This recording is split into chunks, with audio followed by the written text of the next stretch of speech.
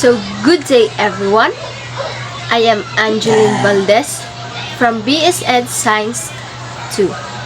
So today, the purpose of my video is to understand more the history or the family traits that comes from my family's first generation to third generation. So, let's start. So first, let us know what is pedigree chart and how it's used to trace family history. So, a pedigree chart is a diagram that shows family relationships over generation to generations. It uses symbols to represent people and their connections like parents and children. Then, people use pedigree charts to trace family history and see how traits or diseases might run in the family. They help understand inheritance patterns and can guide decisions about health and genetics. Next, I will explain the symbols used in the legends and how the chart is organized. For circle, it represents a female. For square, it represents a male. For shaded, it represents the dominant trait, which is capital tall. For not shaded, it represents the recessive trait, not tall. For cross out, it represents disease individuals. So, the chart is organized in a generational format, with each row representing a generation. The individuals are connected by lines, showing their familial relationships.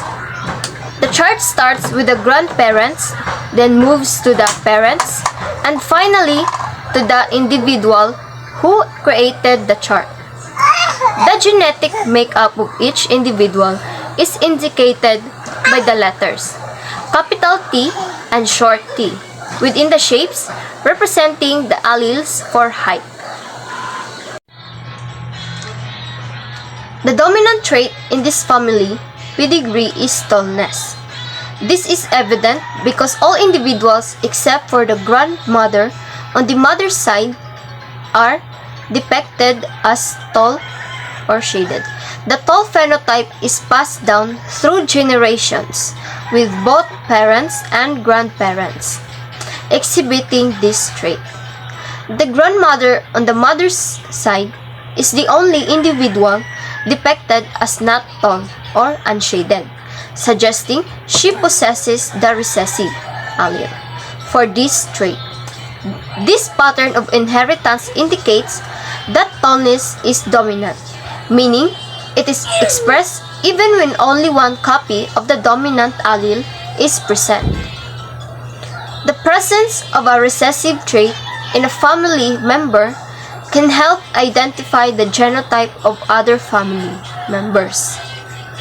The chart provides a visual representation of how traits are passed down through generations, allowing for the study of inheritance patterns.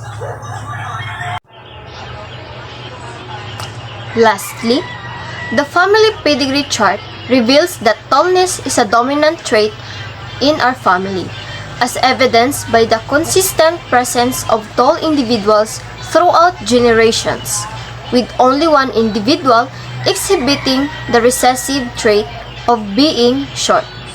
This analysis highlights the power of pedigree charts in understanding family history and potential health risk. Pedigree charts provide visual representation of how traits are passed down through generations, allowing us to identify dominant and recessive traits, predict the probability of inheriting specific traits, and identify potential health risks. In this case, the pedigree chart helps us understand the inheritance of height within our family or this family, and potentially identify any associated health risks related to the height. The chart serves us as a valuable tool for family planning and understanding the genetic makeup of future generations. So that would be all. Thank you for watching and listening.